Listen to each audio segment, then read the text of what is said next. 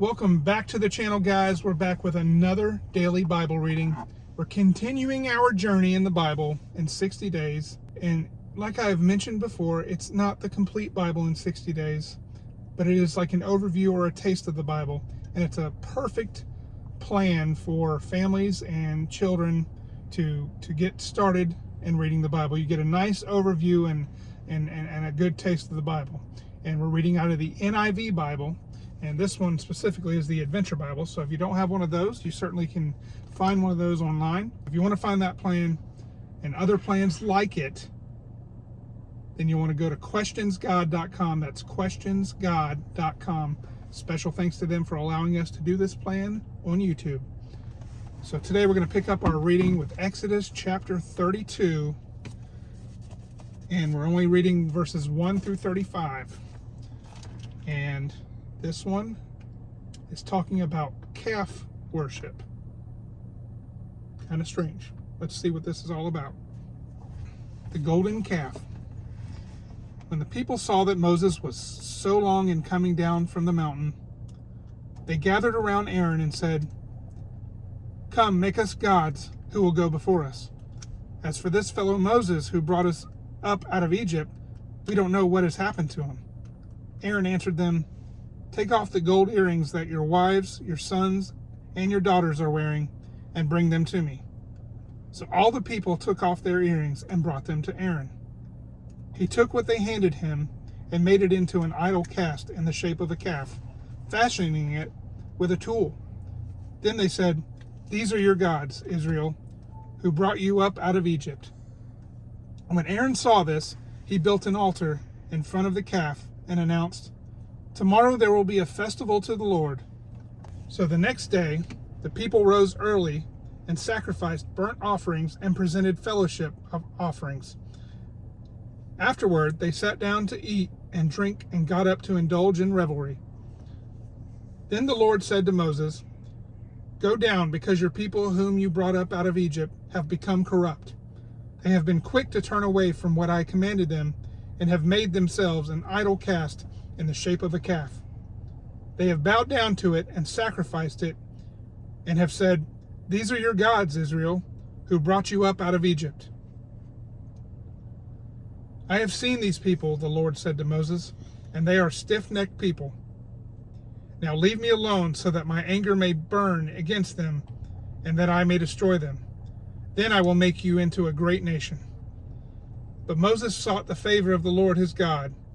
"Lord," he said, "why should your anger burn against your people, whom you brought out of Egypt with great power and a mighty hand?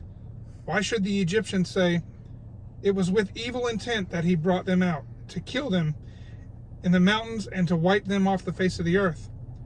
Turn from your fierce anger, relent, and do not bring disaster on your people.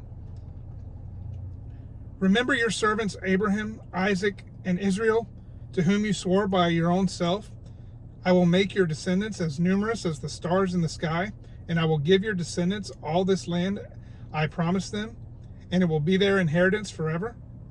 Then the Lord relented and did not bring his people the disaster he had threatened. Moses turned and went down the mountain with 2 tablets of the covenant law in his hands. They were inscribed on both sides, front and back. The tablets were the work of God. The writing was the writing of God, engraved on the tablets. When Joshua heard the noise of the people shouting, he said to Moses, 'There is the sound of war in the camp.' Moses replied, 'It is not the sound of victory. It is not the sound of defeat. It is the sound of singing that I hear.' But when Moses approached the camp and saw the calf and the dancing, his anger burned, and he threw the tablets out of his hands, breaking them into pieces at the foot of the mountain. And he took the calf the people had made and burned it in the fire. Then he ground it to powder, scattered it on the water, and made the Israelites drink it. He said to Aaron, 'What did these people do to you, that you led them into such great sin?' 'Do not be angry, my lord,' Aaron answered. 'You know how prone these people are to evil. They said to me, "Make us gods who will go before us." As for this fellow Moses who brought us up out of Egypt, we don't know what has happened to him.' So I told them, Whoever has any gold jewelry, take it off." Then they gave me the gold, and I threw it into the fire, and out came this calf. Moses saw that the people were running wild, and that Aaron had let them get out of control, and so become a laughingstock to their enemies. So he stood at the entrance of the camp and said, "Whoever is for the Lord, come to me." And all the Levites rallied to him. Then he said to them, "This is what the Lord, the God of Israel, says. Each man strap a sword to his side, go back and forth through the camp from one end to the other, each killing his brother and friend and neighbor." The Levites did as Moses commanded, and that day about 3,000 of the people died.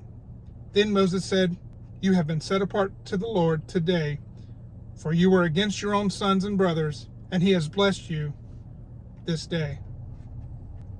The next day Moses said to the people, "You have committed a great sin, but now I will go up to the Lord. Perhaps I can make atonement for your sin." So Moses went back to the Lord and said, "Oh, what a great sin these people have committed. They have made themselves gods of gold. But now please forgive their sin. But if not, then blot me out of the book you have written." The Lord replied to Moses, "Whoever has sinned against me, I will blot out of my book. Now go lead the people to the place I spoke of, and my angel will go before you. However, when the time comes for me to punish, I will punish them for their sin." And the Lord struck the people with a plague because of what they did with the calf Aaron had made. And that is today's reading from Exodus chapter 32. And we hope this has been an encouragement to you. We hope you'll continue to join us on the daily readings we do here on our channel. We're a family channel. We try to put out content 7 days a week. We do some fun family videos on the weekends. So if you like this kind of thing, go ahead and hit subscribe, hit that notification bell. It really helps us out. It affects the algorithm.